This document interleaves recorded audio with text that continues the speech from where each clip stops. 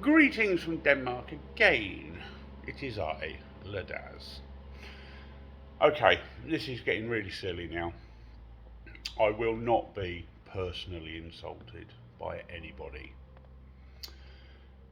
especially when they're on an account, because I've blocked their other account. I will not be blocking the other account that the insulting messages have been left on my previous video, because I want those messages to remain so that people can see the kind of messages I have off that person and why it all kicked off last time. Suffice to say, any of my personal messaging platforms will not be unblocked, even though I was considering it, thinking, okay, the guy's being reasonable. But because we have a disagreement on flow rates, he's decided to now publicly be personally insulting. That is not acceptable. And that is exactly why it kicked off last time. I'm not falling into the trap that I fell into last time, where things are taken out of context and published. I am not going to respond. And if you leave any further comments on my videos, I will not respond. It's as simple as that now. I thought you may have learnt a lesson from the last episode, but you clearly haven't. To sit there and go, yes, I've seen the comments from that person, I've seen the comments from this person, but they're just a koi keeper, they're not Evolution Aqua.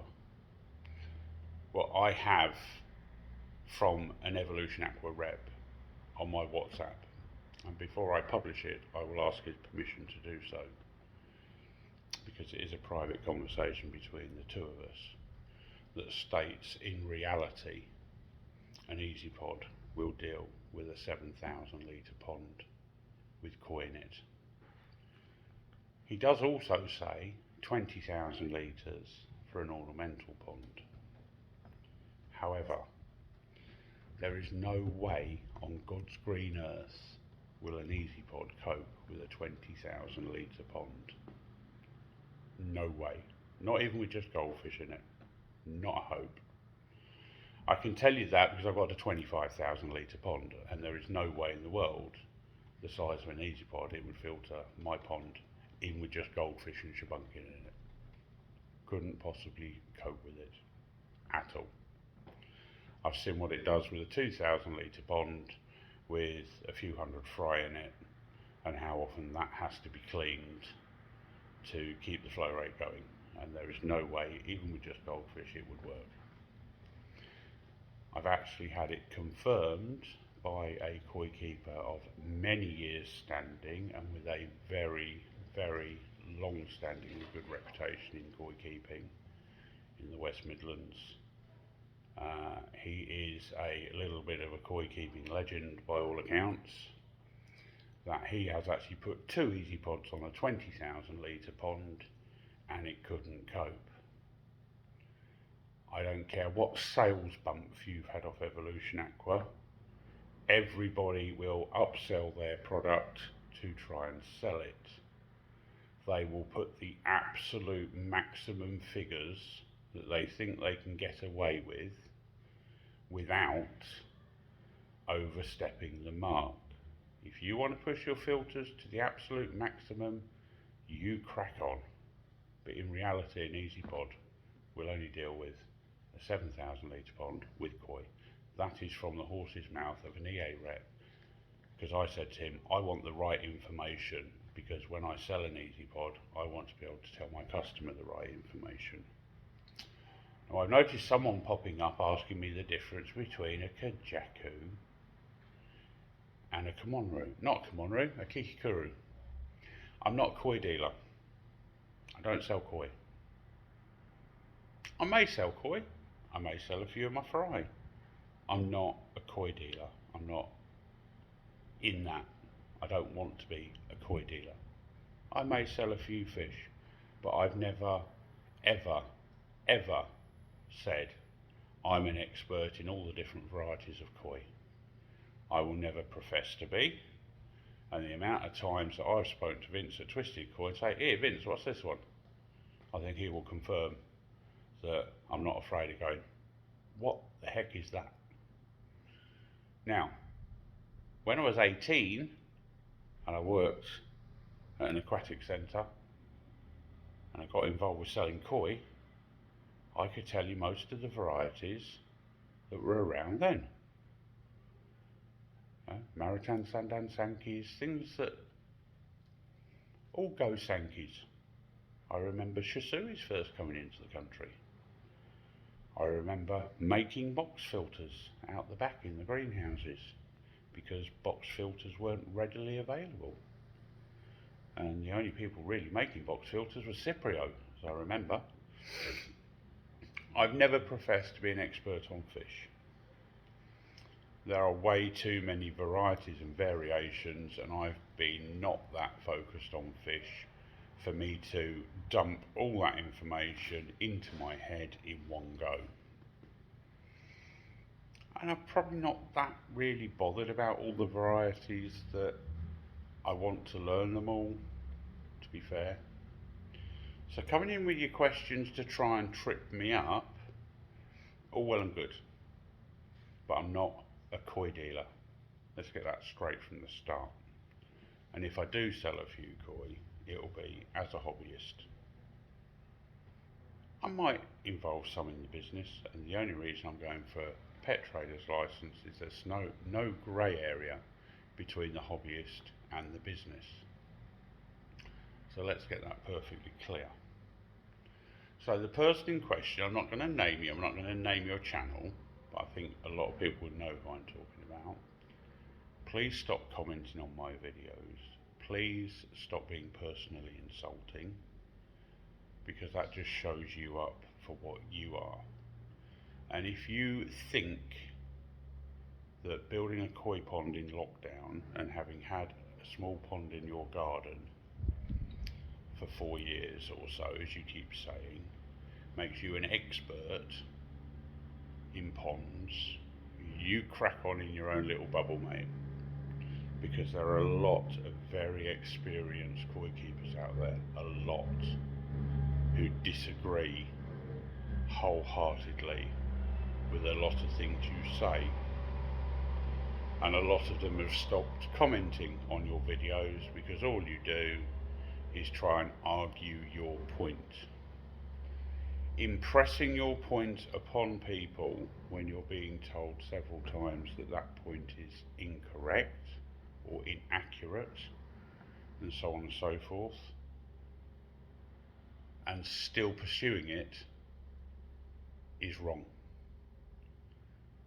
Telling people on your live stream to dose PP at 3 to 4 parts per million and then admitting you've made a mistake and leaving that video up where you risk killing a lot of fish is wrong. That video should be taken down and should not be up. Regardless of the other content in it, you have basically put a video out there that gives the wrong information, and on one of the worst treatments you could possibly give the wrong information. In my opinion, that video should come down. No, oh, on the next video I'll put it right, because people won't watch the next video. They'll see that video, they'll take you as an expert, and they'll go and dose their pond at 4 parts per million of PP, have all the fish gasping at the surface within an hour, and panic. And then you'll have a lot of situations like Koi Fish Johnny, and a lot of dead fish. So in my opinion, you've admitted you've made a mistake, and you've made a mistake with the worst possible treatment. You should take that down. Now I'm going to say this once, and once only. There are 2 flow rates with a pond. There is an optimum flow rate for a filter and a flow rate for the pond itself. The general rule of thumb with a flow rate of a pond is between once and twice the pond volume per hour. That is a variable. That depends on the size of your pond. And it depends on your school of thought. So on a 10,000 litre pond, it can be anywhere between 10,000 litres per hour and 5,000 litres per hour is the general rule of thumb. Once an hour to once every 2 hours. That's considered to be a good flow rate for a pond. However, a filter has an optimal flow rate, and that is not a variable. That is fixed because the size of the filter doesn't change. So if the maximum capacity of filtration of that pond is 10,000 litres and the optimal flow rate is once every 2 hours, let's say, the flow rate for that pond is 10,000 litres, 5,000 litres. If the pond will only cope with a 10,000 litre pond, the optimal flow rate through that filter is 5,000 litres per hour. If you go above 5,000 litres per hour, your filtration will be lessened. It will start blowing through the media and you'll start having fines escaping, etc., etc. If you fall below that, your filtration won't be changed. It will still work very, very well. It will still work as good as running 5,000 litres per hour. But it's not optimal, because optimal is the best filtration at the best flow rate. And that's all it is. The best filtration at the fastest flow rate you can push through that filter. So once you exceed 5,000, you lose a bit, but when you reduce to 2,000, you don't lose anything, but you're not filtering as much water. So you're getting as good a filtrations at 5,000, but it's not optimal because you're not pushing as much water through. And it's the balance between the filtration effect and how much fines come through and the amount of water you push through it. So I don't care what anyone says, the optimal filtration on an EasyPod, 5,000 litres an hour, that will give you the maximum flow rate and the maximum amount of filtration. Anything below that will give you the maximum amount of filtration but not the maximum flow rate. Anything above that will give you a faster flow rate but not the maximum filtration. And that's how simple it is. As far as I'm concerned, that's end of argument. 5,000 is the sweet spot on an EasyPod. You can argue as much as you like over it, you will never change my opinion on it. And on that note, guys, I'm going to go and enjoy my last couple of hours in Denmark before I get on the red eye and I end up getting home at about 4 o'clock in the morning. I'm already tired, I'm already grumpy, and I will not have someone personally insulting me on comments. So, person who I'm not going to name, leave as many comments as you like. You're not getting a rise out of me anymore. Because in my opinion, you're dangerous and you don't know enough about it, and you've proved that with your whole PP thing last night. You've given the wrong information out. You've literally gone over double dose on PP, and that will kill people's fish. Ciao guys.